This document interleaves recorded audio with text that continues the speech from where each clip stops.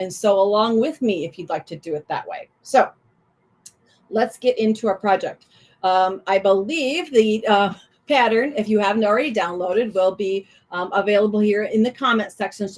So you can, there goes the QR code. So you can go to the pattern to download or print. Maybe you like to work with print. A lot of us as quilters do like to print out our patterns so that we can mark up ideas on them or circle reminders of things. And if you haven't printed already, grab something that you can take a few notes along the way as we work our way through our project. The comment section below the video is always welcome for you to stop in. Megan says hello from Spain. We've got Becky saying hello from Spokane, Washington. Let us know where you're watching from. And if you think this might be a fun project, and what colorway might you use to denote your bag different from all the others on the carousel at the airport? This is called Baggage Bling.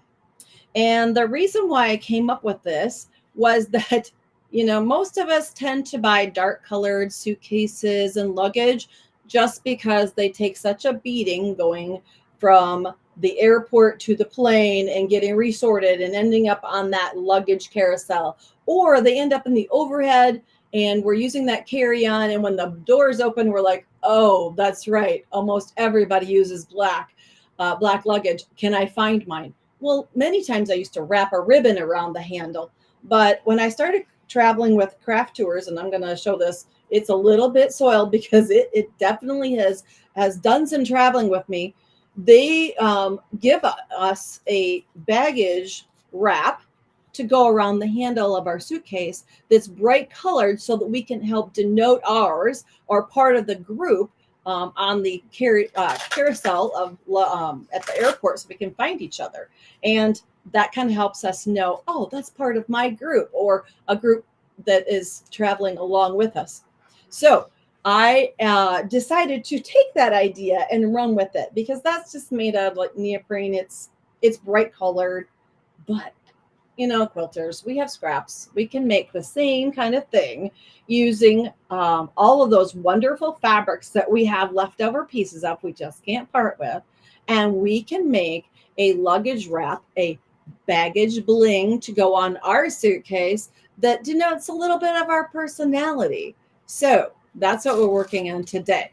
Kelly says hello from Arizona. We've got Lynn popping in from beautiful Michigan. Bonnie from Missouri, MO, I believe is Southwest Missouri. And Julie saying hello from New Hampshire. We're waking up the United States, and we've gotten outside of the United States already today. Wonderful. So the baggage bling that we're working on is going to use some of those batting scraps that you don't want to part with because you're thinking, I paid for that. Maybe I'll use it somewhere along the line. So we're using 6x8 as a base for the quilt as you go. So if you've never done quilt as you go, this is a really good project. It's small, doable, so you can learn the process of quilt as you go. If you already know how to do it, you're probably way ahead of me and already have a million ideas of how you're going to create yours. We have Pat saying hello from Ontario, Canada. Wonderful that you're joining us. So in the yardage, it's just scraps, okay? Something that's at least about 6 inches long because you need to work your way around a center. I'm doing mine's a center. You could just do strips if you like.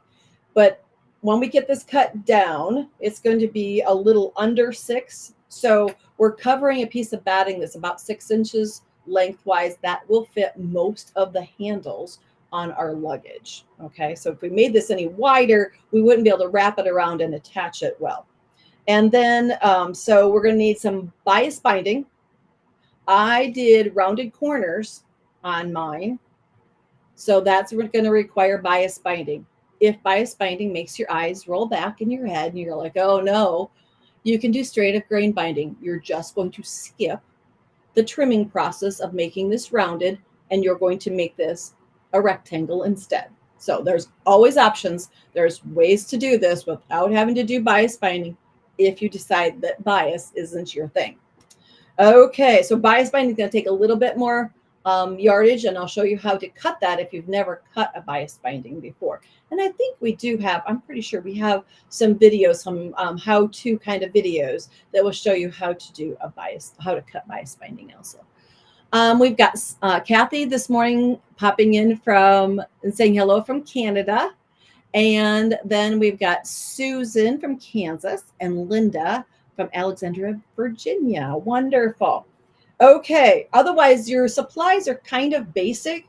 The only thing on there that's kind of different, and you've seen me use the creative grids, and this is if you want to do the rounded corners, or you can use a cup, a plate, a dish to use as a template for cutting curves.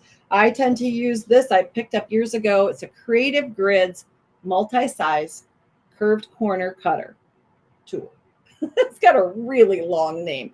It's in the supply list, so you know what kind of tool I'm using. It gives me the option of 3 different size curves so that I can pick the one that works best for me. I use the tighter of the curves on this one, on this project. So you have a 3-inch, a 2-inch, and a 1.5-inch radius. So the smaller is the one that I used on that. I've used it on coasters. I've used it on baby blankets, receiving blankets. Trying to think of what else. There was some other thing. Now off the top of my head, I can't think of what it was, but I tend to use it. So I invested in it and I just can pull it out ready to go. I don't have to go looking for which plate was the right curve, because years and years ago, I tended to use a cup or a plate. I've even been known to use a pizza pan to get a curve before. So this one I can rotary cut around and I don't have to worry about damaging any of my kitchen items. And then hook and loop tape. Now I'm calling it hook and loop tape because there are brand names of this and you may have different ones available to you. Velcro is what most people would call it, but that's like saying Kleenex instead of a tissue. So it's hook and loop tape, and you need about a 5-inch length of hook and loop tape for the closure that we're going to use for our baggage bling. Other than that, you may want to have some basting spray or glue stick available, but it's not vital that you use that. Okay, let's see. Who else do we have popping in? Robin says hello from Coatesville, Pennsylvania, saying thanks. And Lisa says, good morning from Wisconsin. Oh, now they're sliding up on me. Luke says hello from South Carolina. Marcia says hello from Michigan. We are glad that you're here. Okay, for the baggage bling, we are going to start at the very center. We're going to take just the batting piece. The reason why I'm leaving backing till later is that I'm leaving this as an option that you could put your name and address on the inside of this. So if you ever had to prove the identity of a bag, you could take this up and say, here's my name and my address, and it matches my ID as I'm flying. So I'm leaving that so that it's nice and smooth that you can write on it. If you would like to stitch down through all layers, that's an option for you, but I'm leaving my backing fabric till later. Starting with the center preparing pieces, I started each of these with a square rectangle kind of shape. It doesn't have to be perfect. It just needs to have straight sides on it. So that means scissor cutting, not the best choice. Use your rotary cutter so that you have straight edges, because we're going to kind of use that as our guide for our seaming when we put this together. So I have cut a kind of an irregular shape for the center, and I'm going to put that in the center of my batting so that the fabric is right side up, and I'm going to be adding to this all the way around, kind of in a log cabin kind of manner. It's up to you. Here are 2 examples. On this one, you can see I put kind of a log basically on 2 sides, 2 opposite sides, and then went back and put a log on the other 2 remaining sides of the same fabric.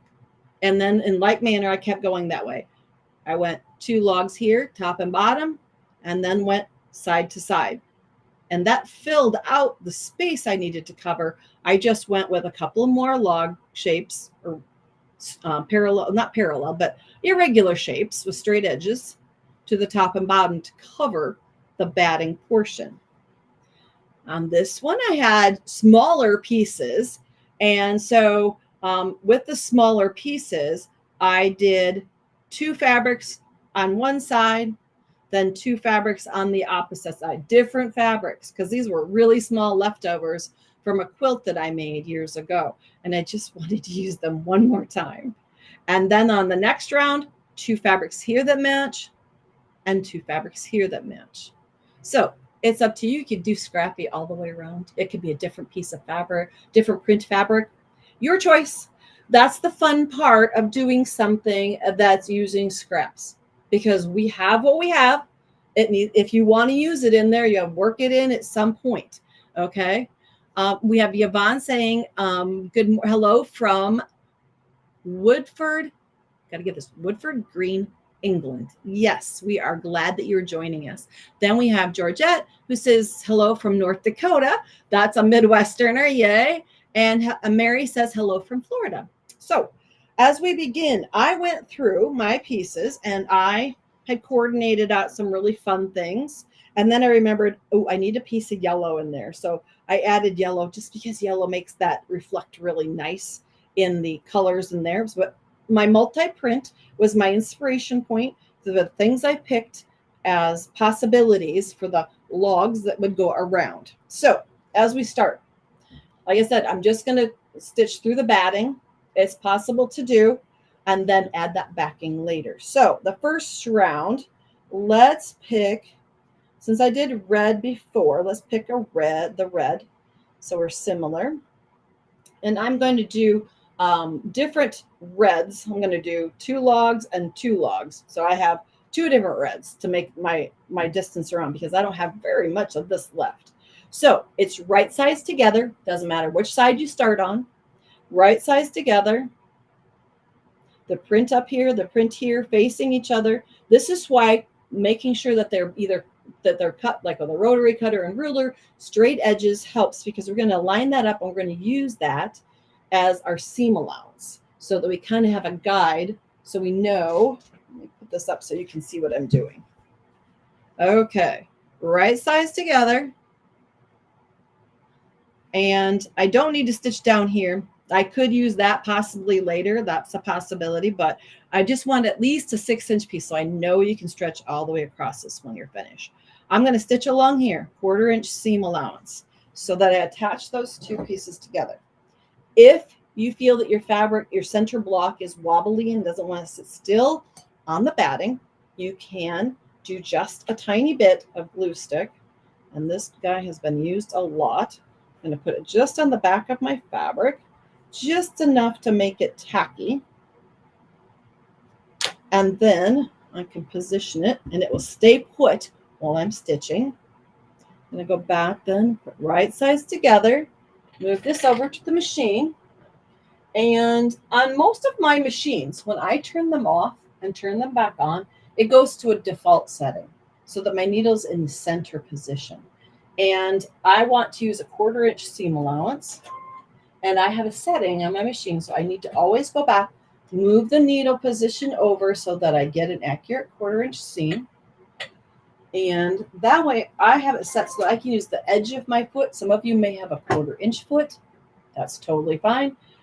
It's just a personal preference which piecing foot we use. I tend to use the more an open toe that's like for a zigzag, because I'm going to go back and forth moving my needle around for other stitches later. So I don't want to damage the needle.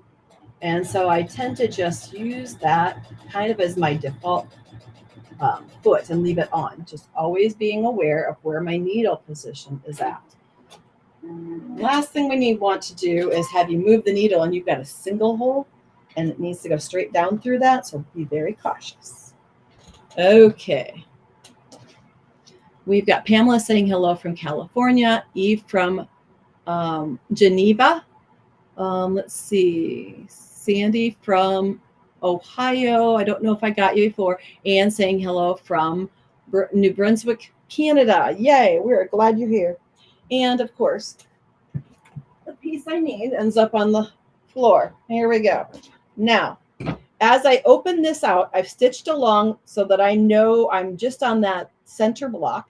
I'm going to open out my piece, make sure I open it all the way to the seam allowance, and trim this off. Now, this is not an exact science, so that I should have extended this a little bit longer, because as you look at this, and that's what happens when you're doing it live, the straight line that this creates is going to miss here. So I'll have to move in my next strip so that I cover all of that red completely. You kind of want to visualize a straight line. So I should have made that a little longer. Trimming off is okay, but you can't put it back on. So maybe I should have slid that just a little bit more to one side, but it's still usable. The piece I trimmed actually is long enough for me to do my second. And you know what? I'm going to do this side so that you understand what I'm talking about. Because this was cut with a nice straight line, I'm going to lay this on top and I'm going to adjust my oops. I'm going to follow that top strip as my seam allowance. Ignore what's underneath. This is how you can easily correct it. Okay? Now, put this under the machine. And like I said, I'm going to follow that top fabric as my raw edge now and make a 1/4 inch seam allowance there. That way I won't leave a hole behind. You can trim off that extra fabric underneath, but because it's a baggage bling, you know what, a little underneath won't hurt anything. Now I'm going to open up my fabric. There we go. And I've covered 2 sides now. If you want to go back to adjust, you can always shorten up those little ends so that they're in line with the fabric underneath, or the fabric that you're going to be covering next. So I've trimmed this and this just a little bit, so it's a little closer to the outer edge along here. Now I can add 2 more pieces. And as I work my way around my last piece, I won't have enough of that one. So that's why we have the second red. And this is fun to use up all these pieces because most of them kind of tell a story about the quilts we've made and the fun we've had on those projects. And it makes it really easy to identify your bag later, because who's going to have the exact same scraps that from a project that you had? The scraps are as unique as the quilter. Okay, working our way around. There's our second side, or third side of the kind of the first round. And then we'll finish off making the round. And I'm going to hold that up so that you can see. I'm lining this up. I'm going to use the straight edge of the piece I'm joining, and that's the back side of the fabric. Always remember, right sides together so that all the pretty part of the fabric will show. And you're going to work in like manner all the way to the outer edge of the project so that you can then get to the outer edge. And we'll just add a couple of more pieces. Let's see. We've got Nancy saying hello from Southeast Kentucky. I always love your videos. If you didn't know a piece of fabric is on the right way, would it help to adhere fusible web to the back so it lays flat? You could, but most of the time our batting almost acts like a flannel board. And when I say flannel board, I'm really showing my age.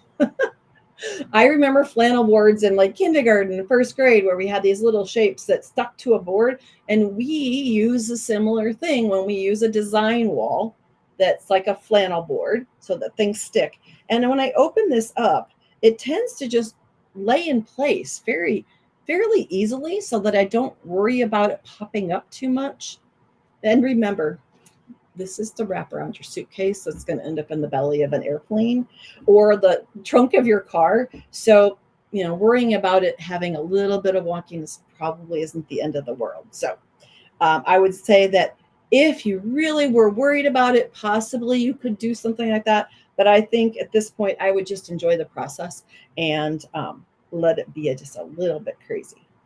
Okay, I'm going to add enough pieces to get to one edge or one corner so that we can talk about how to do the layering and the shaping at the end of this process so that we see the cutting process and the binding. Okay, I'm using a little bit larger pieces out here.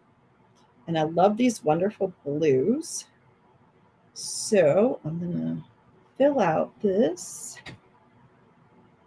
And you could make these for grandkids who travel. Maybe they're coming to see grandma, or they're going to Disney or something fun on a trip, and they're maybe going to be in charge of their own suitcase. And they might need something to help them, identify theirs so that they grab the right bags. And you could make these with kid themes. I know I have a grandson who loves Mario. If it came up that there was something with Mario on it, I have a feeling he'd make sure that he didn't lose it. So a couple more strips here just to get to this outer edge. And you could do these in birthstone colors. Say if you're a February birthday like I am, you could do it all in purples so that it's unique to that person. If a person is a gardener and loves to work outside in the garden, you could do it all in florals, and then that would really speak to their heart. So, or if you've taken a class together with a quilt friend, pieces from a retreat or a class that you took together would be great fabrics to use for something like this too. Okay, one more to get to that outer edge. You're going to want to overfill that outer edge. You don't want to get too exact, just for the pure fact that we're going to be trimming this, and it's always best to have a little extra than to be short, because otherwise you're going back to the piecing at the last minute and go, oh, I needed one more strip. So when you get to the outer edge, make sure that you fill off the edge of the batting. That's your goal, to get all of it covered in wonderful colors. Okay, so that last strip gets me out so that I can talk about the corner at least. Here we go. And see, I should have made it just a little bit bigger. I have a feeling I still might be close, but let's talk about layering this up and then how to put on bias binding. So I've got my backing piece cut, and I went according to the instructions. It says a 6x8 piece for my back. And because it has a big crinkle in it, we're going to press that nicely first. Let's see. I got to be able to read all of it. We have Elan saying hello from Norway. We've got Tina saying hello from Elkader, Iowa, and I know where Elkader is. There's a great meat locker there. Nancy says hello from Southeast Kentucky. Always love the videos. And if the piece of fabric is that was with the fusible on the back side. The fusible is going to make it extra heavy and stiff. So at that point, I think just stitch and flip and have some fun. Okay. So I'm going to make sure my backing piece of fabric is pressed nice and flat so that it will lay on the back side nicely. And you can either use a glue stick. Now you can see all my stitching on the back. I would go ahead and fill the rest of this, but for time's sake, let's just work on one corner. We're going to layer the backing fabric. I've got a fun little speckle fabric here. It reminds me of a robin's egg, and it would allow me still to write across it and be able to read. You could use a plain, simple white fabric on the back if you like, but laying that on the back, I'm going to use just a really quick little bit of a basting spray against the batting. And this is the one that you see me use a lot. It's one of my favorites. It's by Sulky, and it's KK2000. I don't have that listed on the supply list, but you can use your favorite basting spray or method.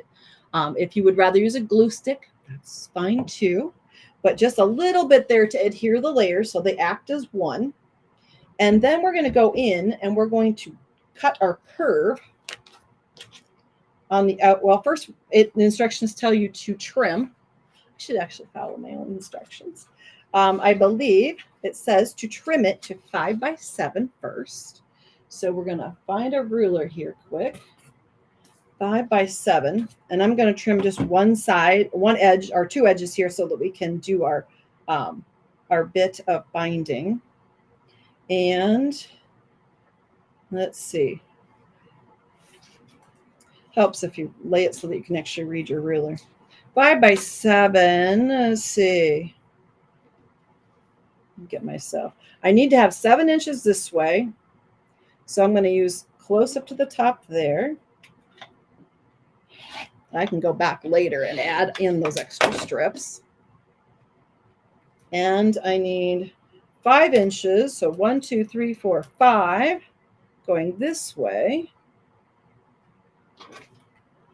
So we did make it a little extra big, but the colors pop in. That's okay. We have to have something to put in the wastebasket when we're done.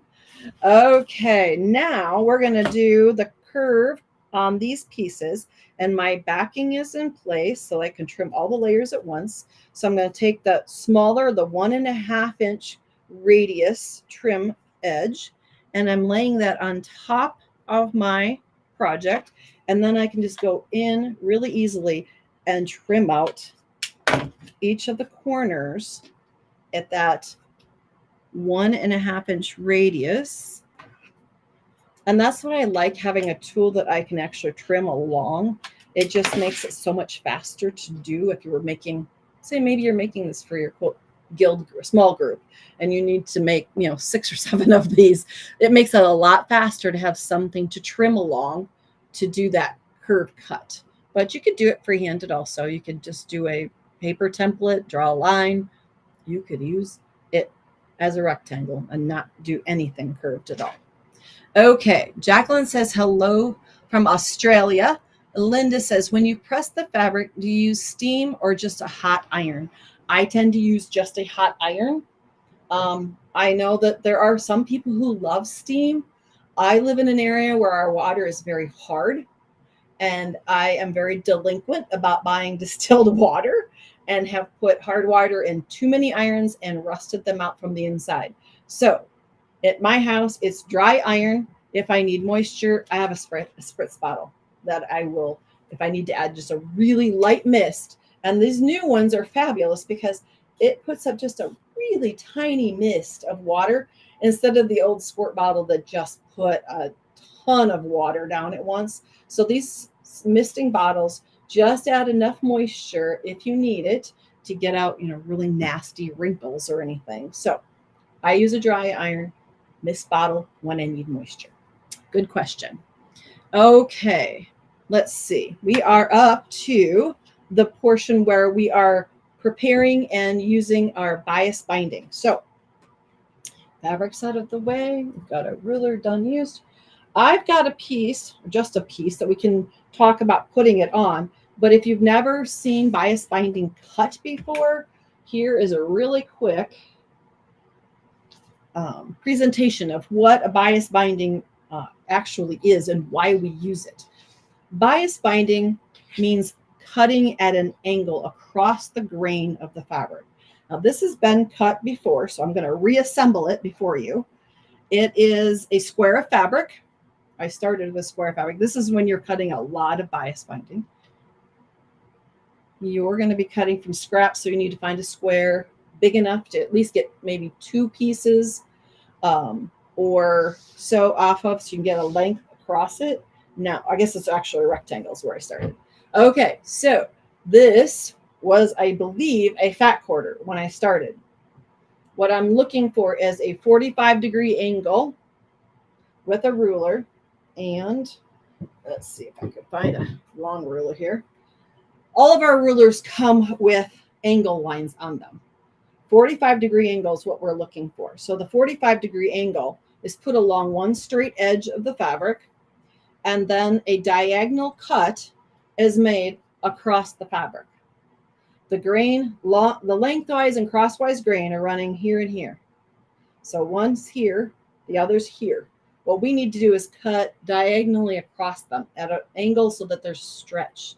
It's kind of like, I usually say, the legs of a folding chair, okay? Because grain lines meet like this in garments and in fabric.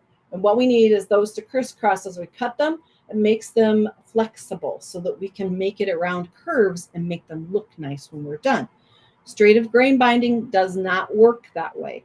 It doesn't collapse and fold down nicely. It is more rigid. It will not work on a curve. So that's why we're requiring bias binding for this. So those strips that you have a lot of stretch to them so that you can easily get around the curve that we've cut on our baggage bling project. So if you have not experienced bias binding before, that's how it's cut. 45-degree angle diagonally across the fabric, and then take off the widths required. If it's 2 1/4 for your project or 2 1/2 for your project, just follow the designer's choice on how wide that binding is actually cut. So you're cutting strips off of the diagonal. Okay. Now, for the next step, how to put that binding on. Binding is attached same as in a quilt. So the beginning and the end, the joining those pieces together in your favorite method, but getting around the curve is usually what most will say, how does that work and what does it look like so that I know I've done it properly? So we are going to just work on just the curve portion of this. And I'm putting the cut edges, the raw edges, my binding is folded so that the cut edges are here. The folded is going to be kind of towards the center of the project, just like in applying to a quilt top that has a curved edge. Maybe you haven't done one yet. This is kind of a mini test of putting one on. So we are going to start with our 1/4 inch seam allowance on the straightaway, on the straighter areas. The binding will lay flat against your project, and I'm applying this to the print side, and we're going to roll it to the back side. So we're applying it to the right side, and we're going to roll it around to the back, just like we do a quilt. Okay. When we get to the portion where it starts to curve and they don't match up underneath each other anymore, that's when you start to slow down with your machine. Stop with the needle in the down position. And we're going to work our way around that curve. Kind of pulling back gently on the binding. It's going to be a little bit bumpy along the folded edge of the binding because we still need to keep the raw edges, the edge of our project and the binding aligned on top of each other. So I'm stopping again, needle down. I'm pulling back on my binding just gently. You don't want to stretch it, but it's kind of bumpy along the fold here again. We're going to work our way around that curve. Again, needle down. I'm going to work. When I take this out, you're going to be able to see what I mean by it looks really bumpy. Okay, let me get this through the straightaway a little bit further here. So it's a slower process when you are working on a curved section of a project. So here we go. I'm going to lay this up, put this up. See how that stands up? There's extra fabric in that curve so that the cut edges still align. You can still see that I have a 1/4 inch seam allowance there, white thread against the black. And this extra in here, when I lay this on to the cutting surface, it will stretch out. I'm going to kind of nudge my finger along the stitching line underneath there.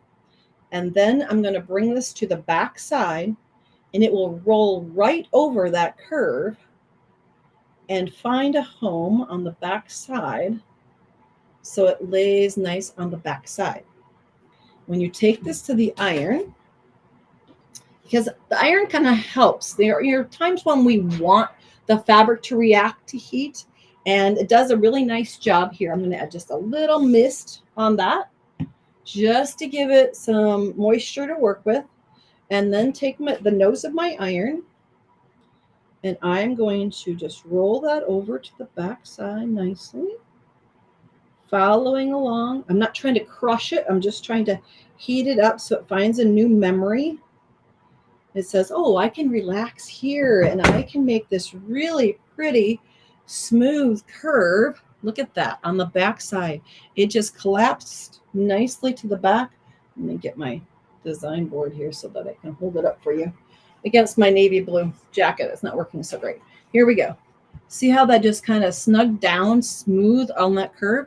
So then now you can go back and you can either hand stitch or you can machine stitch the binding down. If you roll that folded edge a little beyond the stitching line where you stitch the binding on, if you roll it a little bit beyond that, usually I try to line it up, but in this case, if you want to machine stitch, you can roll it just a little further. You could apply a little bit of a glue stick underneath that lip folded edge there. And then from the front, you could do stitch in the ditch along where the binding attaches to your wrap and stitch in the ditch there to do machine stitched binding, or you can hand stitch it down, whichever you prefer. And this one is machine stitched, and I think this one's hand stitched. I did one of each.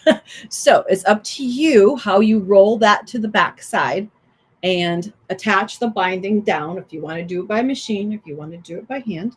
And then the last step is to attach the hook and loop tape. So on the hook and loop tape, this one I use a zigzag stitch. On this one I did a straight stitch. You might want to experiment to see how it affects or how it turns out for you. What you need to do is I tried to find a thread that matched the hook and loop tape so you wouldn't see the stitching so much. And you wouldn't see, then it's because this was dark along here, black thread didn't show up on the purple. But you lay your Velcro or hook and loop tape, and you can shape it a bit if you like. Because we have a curved edge there, I should actually shape it to the one I would be using it on. Let's see. I'm going to shape my outer edge a little curved so I can snug it up right next to my binding and stitch it in place. Now, before you stitch your hook and loop tape on, please don't do as I did. I put the Velcro on. I thought, this is great. And then I went to attach it and I went, I put the Velcro in the wrong place. So one of the hook and loop pieces needs to be on the top, on the piece side. One needs to be underneath, because as these wrap around and hook together like this, we want them to match up nicely. So make sure that you put them in the right orientation. Okay. Do as I say, not as I've done, because I had to take mine off and start again. Let's see. Kathy says, hello from Spokane Valley. Where would I get the curved ruler? The curved ruler from Creative Grids. That can be ordered online or at your local. A lot of times local quilt shops carry Creative Grids products. So either go to your local quilt shop or see if they can special order it for you, or you can order it online. It's available both ways. Okay, so when you're lining up your Velcro or your hook and loop tape, just position it right below your binding like this so that you can stitch all the way around it to make sure that it's really stitched down well.